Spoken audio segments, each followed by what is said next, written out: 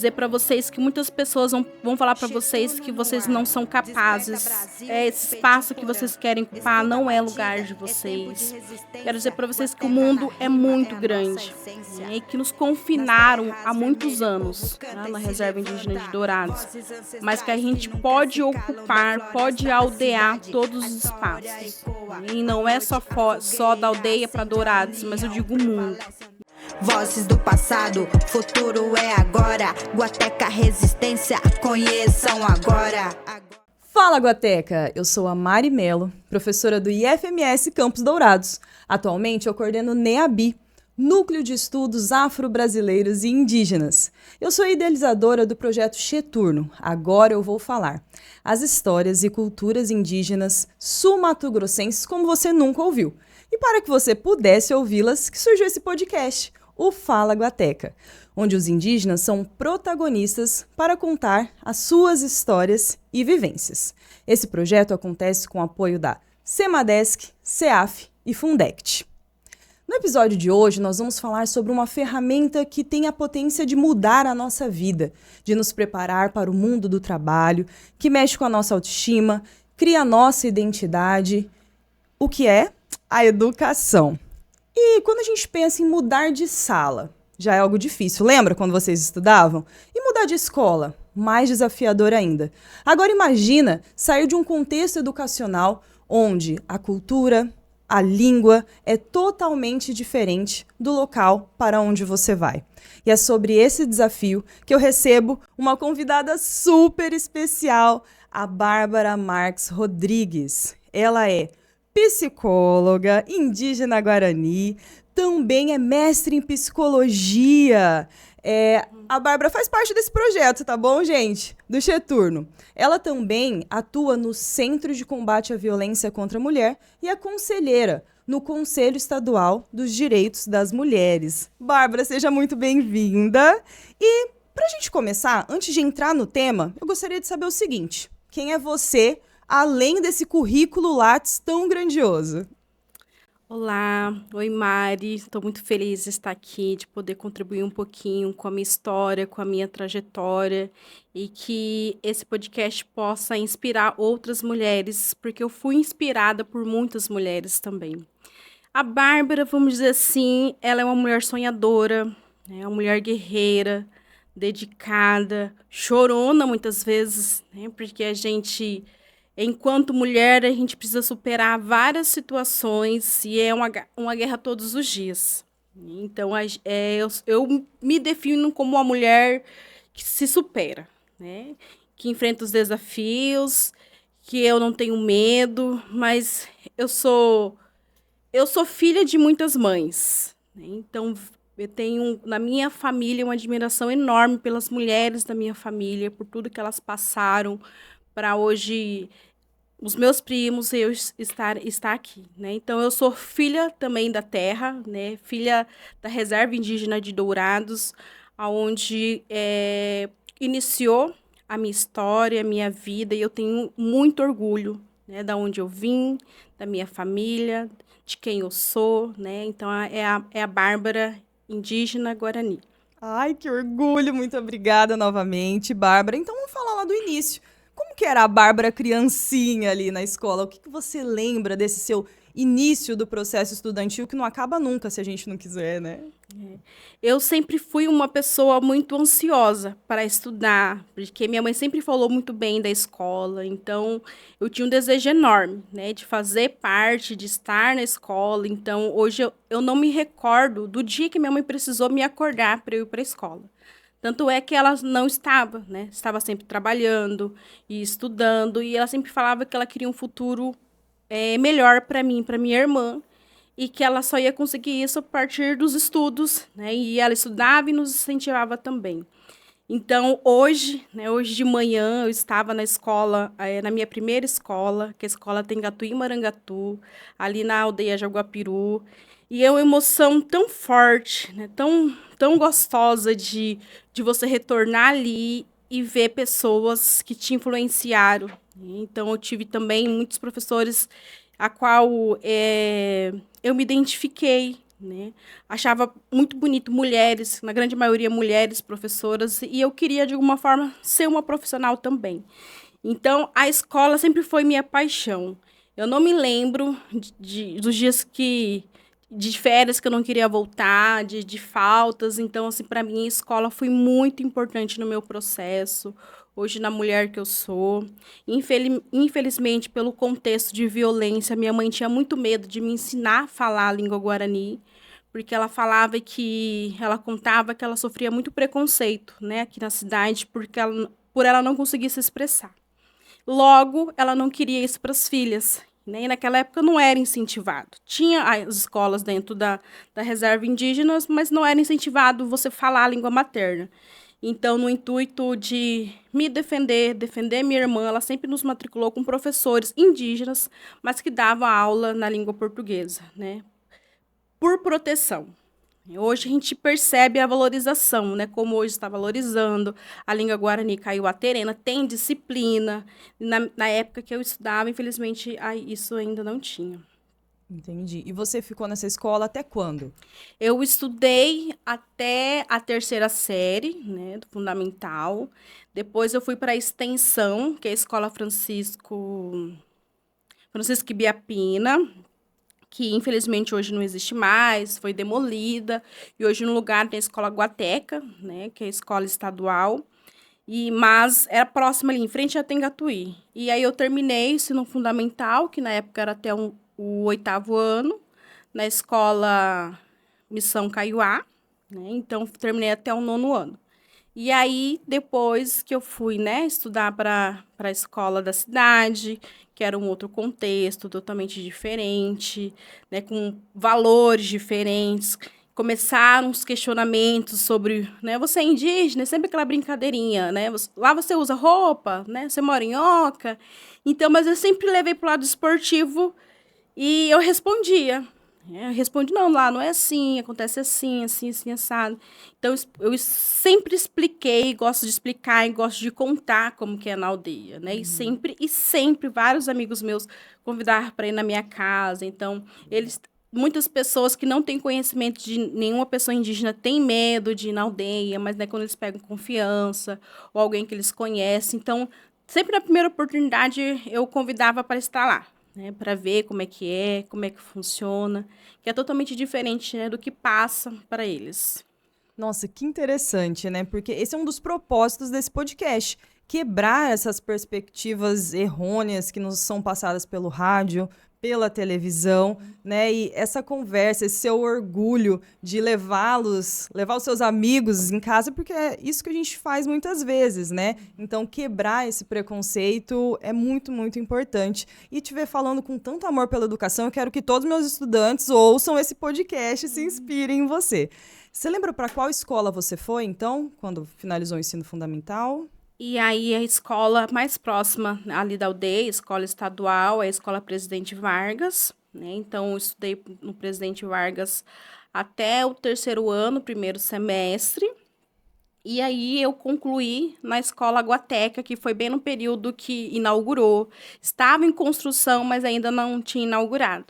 E aí inaugurou, né? Tinha toda uma estrutura, porque antes os alunos estudavam num barracão, né, a gente conhece como barracão da FUNAI.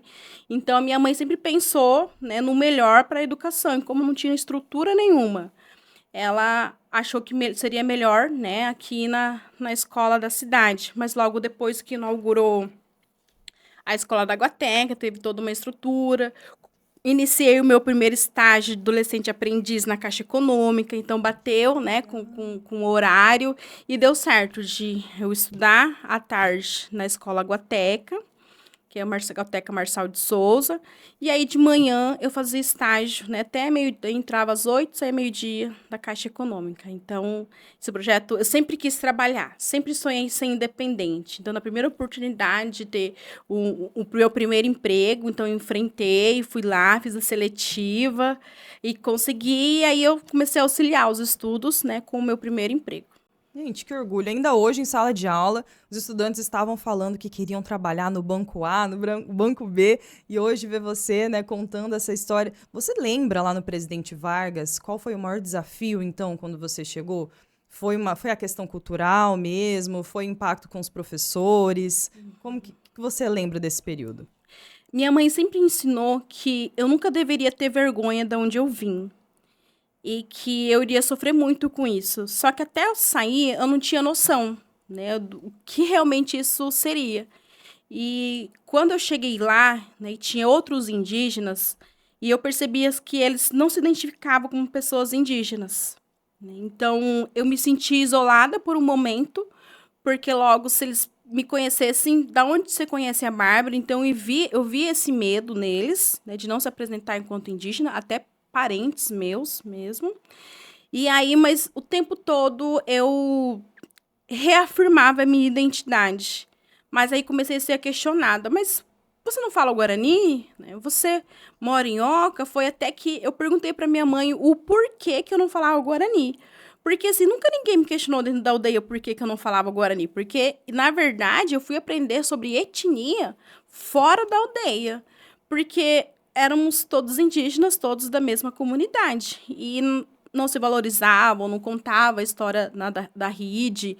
Então, o que se sabia é como era na aldeia, né? Como se formou, coisas que meus avós contavam, né? Contam ainda. Você senta hoje com eles, eles vão falar como é que era, né, antigamente na aldeia. Mas nunca questionada sobre isso, sobre a minha identidade. E aí, pelo fato também de eu ser mais clara, né, uma cor mais clara. Hoje, quando as pessoas me questionam, daí eu sempre falo assim, infelizmente, muitas das minhas ancestrais, sim, foram abusadas, né? Então, isso, de certa forma, aí, né, porque é uma miscigenação, né, e muitas vezes uma miscigenação forçada.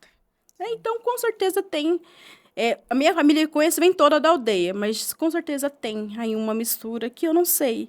E aí, assim, o principal desafio que me marcou muito, eu lembro que eu tinha um colega, e em relação, né, à questão da sexualidade, eu era muito atrasada em relação aos meus colegas, né? Eu tinha 14 anos, e aí eu fiquei numa sala de repetente que a maioria tinha 16, 17. Então, né, eu aprendi muita coisa que eu não sabia, então era bem aflorado. E um dia um colega falou assim para mim, você é filha de índio? Sou. Aí ele disse assim para mim, não, você é filha de verdureiro. E eu não entendi o porquê. E eu cheguei em casa e questionei, mãe, fizeram essa brincadeira assim comigo na escola, tal. Aí ela deu risada. E ela, filha, sabe por quê? Eu falei assim, não. Ao redor da aldeia tinha muitas chácaras que tinha japoneses que faziam hortas, até hoje ainda tem. Então, logo se falava, né, que as indígenas tinham relacionamento com os donos das hortas e tal. Então, sim, eu não podia, pela minha cor, na minha característica, eu não era indígena. Eu lembro até hoje que um outro colega da mesma sala, ele falou assim para mim, você é japonesa? Eu falei, não. Então, você é chinesa? Eu, não. Aí ele, com tom de brincadeira, então, você é coreana? Eu, não, eu sou indígena mesmo. Né? E até hoje eu reafirmo. Eu preciso estar reafirmando o tempo todo. Eu sou indígena mesmo. Não sou descendente de japonês, não sou de chinês, eu sou indígena. Então, assim, muitas perguntas. Só que nunca de forma ofensiva eles me perguntavam. Eu vi que era curiosidade que eles não sabiam. Era, de fato, falta de conhecimento mesmo. Mas aí eu falava, então eu sempre contava como é que era. Então, de certa forma, né, eu trazia essas pessoas para mim, falava como que era, eles me aceitavam, né? Eu falo que eu sofri muito mais preconceito agora, em adulto, né, que eu trabalho, eu atuo com outros profissionais, porque eles querem reafirmar, querem falar quem eu sou, como eu devo ser. Então, na fase da escola foi muito mais tranquilo do que eu ainda passo hoje, né, como profissional. Gente, Bárbara, te ouvir é uma aula, né? E como que os temas, eles se interrelacionam.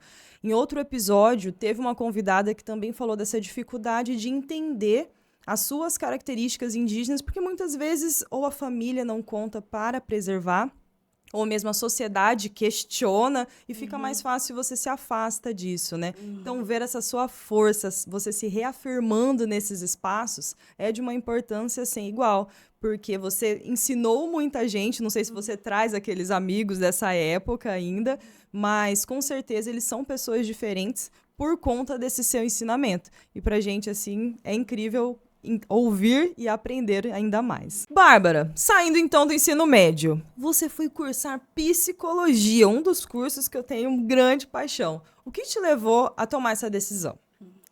A primeira faculdade da minha mãe que ela tentou fazer foi a psicologia. E eu via muita admiração, o amor e o encanto que ela tinha, né, pela psicologia. Naquela época eu não tinha a mínima ideia do que se tratava a psicologia, mas eu sei que eu gostava. E que bom, eu acertei, porque eu sou apaixonada pelo meu curso, sou apaixonada pela minha profissão.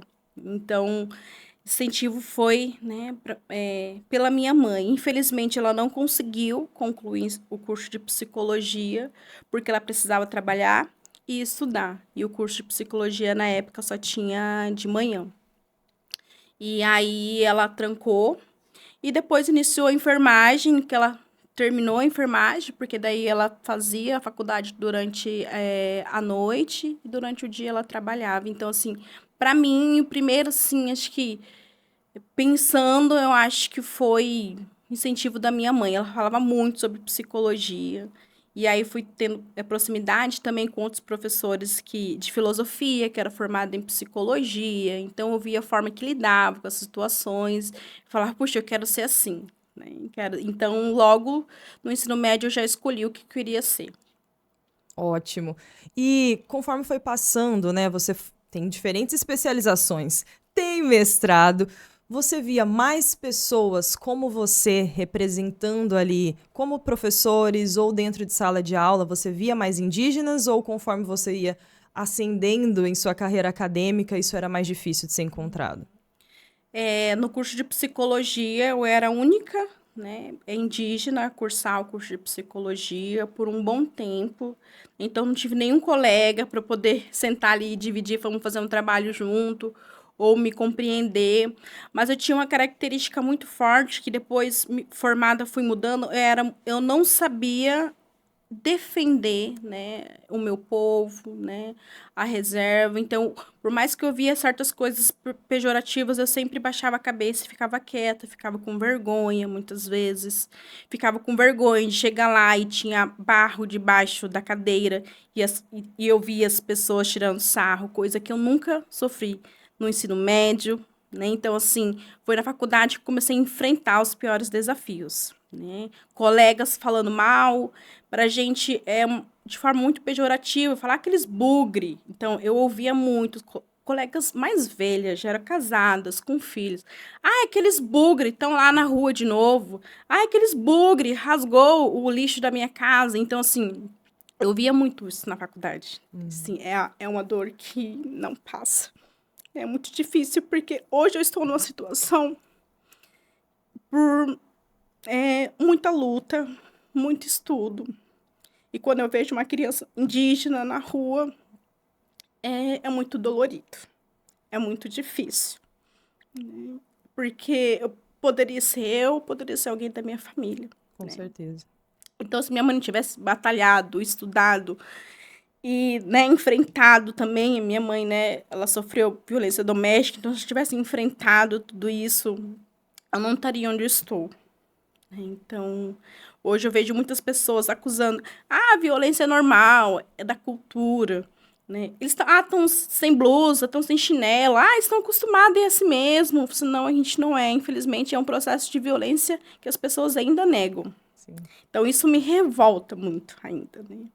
Então, aí, na faculdade, né? Então, assim, eu ouvia muito isso, mas eu engoli tudo, muito quieta, porque o meu objetivo era me formar. Eu tinha aquele imaginário que depois da faculdade as pessoas iriam me respeitar, né? Que eu não sofreria nenhum tipo de violência. E eu só acreditava nisso, né? Infelizmente, não foi o que aconteceu.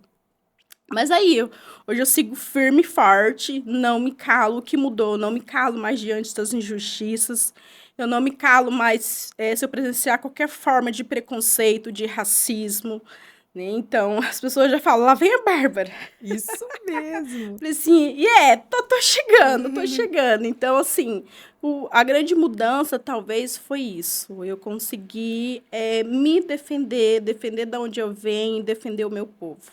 Nossa, Bárbara, que potência. E você comentando essa triste realidade da sua mãe, porque você foi falando, eu fui ficando fã da sua mãe, né? Quais dicas, então, você daria para a escola, né? Que é o ambiente onde deve ser a acolhida, onde a gente molda a nossa identidade, para as universidades, que você disse que foi o principal ponto ali, onde deveria ter pessoas ainda mais instruídas, né? E onde a gente acaba sofrendo mais, para que acolha os povos originários que querem cada vez mais, anseiam por educação, por uma formação, por direitos básicos e também todos os direitos que eles merecem. Que dica você daria para essas instituições de ensino? Muitas vezes eu percebia, né, na minha época, os professores nem acabavam sabendo dessa situação, né, porque é muito distante. Eles são muito distantes dos alunos, principalmente que a faculdade era uma faculdade particular, então era aula, não tinha um projeto, né, que pudesse interagir com outros alunos, que pudesse conversar, dialogar sobre diversas culturas que nós temos aqui em Dourados. Então, eu vejo que isso é um processo que já vem mudando, né, tanto no IF, né, que tem vários projetos que envolvem alunos indígenas e não indígenas, de levar eles para dentro da aldeia também. Então, para mim, isso já é um incentivo assim, que faz toda a diferença. Porque um professor é uma autoridade, né, dentro de uma sala de aula. E assim, para mim, como eu tenho muitos professores que eu lembro até hoje, como foi importante na minha formação, como ele passa com autoridade todos os assuntos, então eles puxarem esse assunto, falarem, dialogarem de culturas, as diversas culturas, né? Que em Dourados hoje nós temos várias pessoas, venezuelanos, paraguaios, indígenas, e a gente na escola tem um apagamento sobre isso. Sim. Não se conversa. E existem pessoas ali sentados, né, principalmente para os professores, existem pessoas ali sentados, marcados por alguma situação e que eles podem contribuir. É esse núcleo, né, a qual você coordena, que desenvolve vários projetos. Né? Isso é muito importante para dar visibilidade para quem sempre foi apagado. A gente nunca teve oportunidade de falar sobre a gente, porque o que sai nas mídias é quando tem uma morte cruel, é quando eles estão lá reivindicando uma água, que é um direito básico, aí tem muito mais pessoas para atacar do que para falar, falar a favor, mas a gente tem muitas coisas boas também para mostrar para vocês, para falar da nossa cultura, que nossa cultura não é violenta, que nossa cultura é bonita, que nossa cultura é canto, é dança, né? Nossa cosmologia, e nem na minha e nem na sua a cultura, né, deve ser definida como tudo violência da cultura. Exato.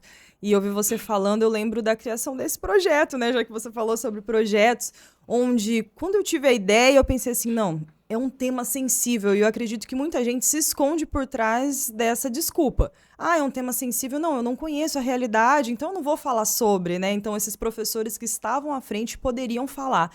E foi algo que eu pensei muito. E aí? Crio o projeto, eu não sei... Gente... Bárbara está aqui para compor essa equipe, a Gabriela Vito, indígena, que foi nossa estudante, a Narandá, que também faz parte da equipe, perguntar para as pessoas que vivem e deixá-las falar e se colocar no lugar de humildade, né, para aprender. Não apenas querer ser o detentor do conhecimento, ensiná-los tantas coisas, porque vocês já sabem, tem muito mais para nos ensinar quando chegaram aqui. Tudo já estava, né, sendo cultivado, sendo construído. Então, é muito importante se colocar nesse lugar de humildade e perguntar, e não simplesmente se calar. Então, que mais professores se inspirem por essa dica que você deu. E, assim, você colocou lá no seu Lattes que você tem experiência com atendimento para as etnias Terena, Guarani, Kaiowá, e eu vejo... Meu Deus, né? Ela começou estudando lá na escola Tengatuí e hoje em dia ela já é mestra, ela volta para a comunidade para atender naquele local onde ela começou a estudar. E qual que é a sensação que você tem quando isso acontece? Hoje de manhã mesmo, né? Eu estava na escola E a sensação, assim, foi maravilhosa, confortante de você ver os professores te abraçando e felizes, porque a gente vê muita história tristes, né? Meus colegas que muitos não estão nem aqui, por contexto de violência, de fome. Então, assim, eu fico muito feliz. E sempre meu objetivo foi voltar, né, e trabalhar com a comunidade. Infelizmente, né, no meu primeiro emprego, a gente sai da faculdade, eu preciso trabalhar. Eu consegui trabalhar com a comunidade indígena, mas não foi aqui em Dourados, foi no município de Itacuru, né, nas aldeias de Aguapiraí e Sassoró, que foi uma experiência maravilhosa também. Eu pude entender e compreender, né, os indígenas da mesma etnia, mas em contextos diferentes, que eu não poderia colocar todo mundo numa caixinha. Eu aprendi muito também sobre uma outra forma de psicologia, porque que psicologia é essa que eu estou aprendendo na universidade, não é bem assim, né? O questionamento socrático, eu vou fazer o questionamento socrático ali no atendimento com o indígena, ele nem está entendendo o que você está falando, né? Então, assim, opa, peraí. Então, deu, assim, um gatilho na época. Infelizmente, houve um alto índice de suicídio, né, entre jovens de 14 a 26 anos. E aí, para mim, foi desesperador. Que psicologia é essa que eu estou fazendo na comunidade indígena? E a partir daí, eu comecei um processo de valorização, porque eu percebia que muitos profissionais da saúde criticavam muito as atitudes de mudança, né? Geralmente era as mudanças, se morria alguém, eles mudavam de localidade, então não permanecia ali. A equipe médica ficava extremamente revoltada porque não avisou a gente de saúde, porque não sabe onde que tá, porque tem idoso, porque tem criança. E aí precisa fazer acompanhamento. E vou fazer acompanhamento como? Se o carro nem entra lá onde eles mudaram agora, não tem nada, só no meio de mato. Então, se eram críticas assim, que parece que são violências tão sutis, né, pra gente que ouve. E aí eu comecei a ouvir mais a comunidade indígena. O que era, o que significava, por que fazia, né? A nominação, o que era a dor, muitas vezes para eles, o que era o suicídio. Então, assim, eu fui aprendendo que eu não sabia era nada, né? E que eu precisava aprender muito. E aí, logo da minha experiência, né, que eu tive em Itacuru, né, naquela época eu fiz um concurso público, passei, então estava só aguardando ser chamada. E aí eu voltei. E quando eu voltei, eu me deparei com várias situações de violência contra a mulher, contra as famílias indígenas. E eu pensei assim, eu não posso me calar mais uma vez, porque isso nunca vai mudar. Então, a gente só vai repetindo. Eu ouvia de colegas, não é assim mesmo, é normal, sempre foi assim. Assim, não foi isso que eu aprendi. Então, assim, eu tomei para mim todas aquelas dores, todas aquelas dificuldades, e aí assim, agora eu vou para cima, né? Então, embate técnico, vamos dizer assim, né? Agora eu sou uma psicóloga e eles precisam me ouvir. Comecei primeiro por meio, né, de relatórios e indagando, e questionando, e perguntando. E aí, quando uma colega minha própria da psicologia, não, isso é normal. Eu ia passar um caso de violência sexual. Não, isso é normal, a gente não vai atender, não. É normal. Eu falei, não é normal. A mãe estava aqui me contando, chorando, desesperada. Então, assim, eu tomei como dor, né, tudo aquilo que poderia ser eu naquela situação, mas aí eu comecei a ir para o embate, fazer, né, em defesa dos direitos das mulheres, defesa dos direitos das crianças, porque se eu não falasse, ninguém mais iria falar. E aí foi assim, a força, né, e tive uma força, assim, que eu precisava fazer alguma coisa. Então, assim, o que eu posso fazer? Ser a melhor profissional possível, né, no meu ponto de vista, para tentar garantir o direito. Porque se eu estou trabalhando num CRAS, que é ali a proteção, né, fortalecimento de vínculos familiares, é a proteção da família. Então, o que eu posso fazer? Então, foi por meio do meu trabalho, trabalhar, e trabalhar, e trabalhar, incansavelmente, né, tudo que eu podia fazer o meu melhor. Porque é um diálogo muito diferente ali com o judiciário, com rede socioassistencial, né? E eu era uma ponte dessas mulheres. Então, comecei tecnicamente, muitas vezes, justificar, falar que não era assim. E aí, sabe o que eles me falavam? Não bastava ser psicóloga, indígena psicóloga. Algumas pessoas falavam assim para mim, mas o doutor antropólogo tal escreveu na sua tese tal, lá em 2000 e bolinha, né? Como se as coisas não mudassem, né? A cultura não indígena ela se modifica, né? E por que a nossa não pode se modificar? Então, eles usavam essas palavras assim para me desqualificar enquanto meu conhecimento, né, de psicóloga. Outros psicólogos falavam que o meu conhecimento era muito empírico, né, que eu tinha que ser mais técnica. E aí, depois, no mestrado, fala que eu fui nominar as minhas dores, que foi conhecer, né, os estudos decoloniais, né, valorizar os saberes indígenas e negros. Então, assim, eu consegui, né, a partir do mestrado, também discutir, porque eles só querem saber, fala que a arma dos brancos é o computador, né, é um artigo ali, e aí eu usar a própria arma deles contra eles mesmos. Então, enfim, eu estava no mestrado e a minha orientadora, na época, veio com a ideia de que eu usar a metodologia de autoetnografia. E eu comecei a escrever sobre as minhas experiências, questionando tudo isso. Questão de racismo, né? A questão do patriarcado, do machismo, da não valorização dos conhecimentos das mulheres indígenas, dessa negligência, dessa violência que muitas crianças passam, das denúncias que as mulheres fazem, mas ninguém ouve. Então, foi um processo de que eu ocupava espaço, que muitas delas não estavam ali, que eu precisava falar por elas. E até hoje, né, eu venho me fortificando todos os dias. Porque a gente cansa, a gente se machuca, né? A gente fica doente, a gente precisa começar a tomar remédio, né? Psicoterapia, eu indico a psicoterapia. Né? Já fica essa dica. Já fica essa dica. E, assim, não tem sido fácil. É muito doloroso, porque são partes de você. Sim. São pessoas que você conhece, que está sofrendo violência, que está passando... É difícil você ir na casa final de semana da sua mãe, e aí você tem que ficar pouco porque não tem água, você não pode ir no banheiro, então você volta para sua casa. Hoje eu moro na cidade, porque, assim, as condições são bem melhores, tem água, a energia não falta, né? Ali no bairro onde eu moro, esses dias faltou água, ficou 2 dias sem água, o povo surtou, enquanto na aldeia nós ficamos 4, 5 meses sem água. Então, essa qualidade mesmo de vida. E é uma qualidade que eu gostaria que todos os indígenas tivessem. Tivesse oportunidade de acesso à internet, que tivesse uma cama quentinha, né? Nesses frios teve absurdo, que eu não estava dando conta de me esquentar, então pensava muito nas famílias que eu visito, que eu acompanho, né? Que é um barraquinho, mas é o seu lar.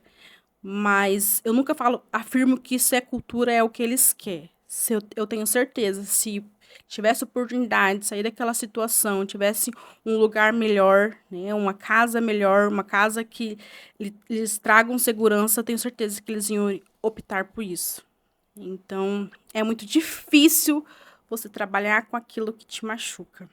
Nossa, Bárbara, você foi comentando, né, e eu pensando, que cansativo lutar tanto por direitos básicos, que cansativo ter que lutar pela não violência para ser ouvida, porque a cultura indígena, ela é muito oral, né? Tanto que a gente pensou nesse podcast, você precisar escrever para ser validada.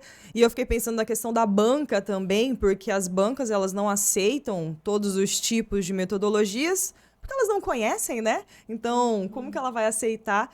E que bom que você foi forte, não sem dores, não sem alguns problemas, né, que vem, igual você falou, a nossa saúde, a nossa imunidade cai de lutar todo dia, o tempo todo, de estar atento a essas microagressões. Mas Bárbara é potência pura. E se você está gostando desse assunto, desse papo, para você que nos ouve nas plataformas de áudio, para você que nos assiste no YouTube, não deixe de curtir, compartilhar, ampliar esse debate, sempre no @FalaGuateca. E agora, caminhando para o fim, Bárbara, eu costumo pedir para os convidados trazerem alguma coisa que os conecte com sua cultura, com sua história, com a sua ancestralidade, qualquer coisa. E quem nos acompanha pelo YouTube vai poder ver, né? Quem está só ouvindo, a gente vai descrever e você fala o que você trouxe e o porquê. Você falando agora de descrever, eu me lembrei muito da questão da acessibilidade, que eu não fiz minha audiodescrição, né? E eu gostaria de corrigir, né? A gente vai falando tão acostumado, e eu gostaria de fazer minha audiodescrição primeiro, né?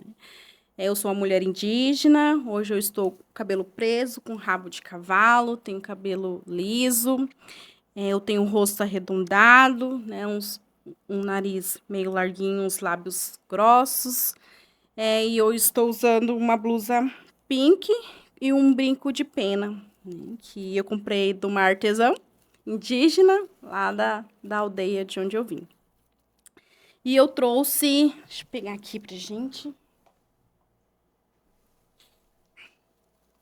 Eu trouxe uma boneca, né? Foi feito por uma indígena que ela ficou abrigada, né, na Casa Abrigo em Campo Grande, que são as mulheres em situação de feminicídio. E a oficina era fazer uma boneca de acordo com a sua identidade. E aí, numa visita técnica, eu ganhei essa boneca. E assim, ela fica do meu lado, né, na sala do meu atendimento. Hoje ela me acompanha, do CRAS.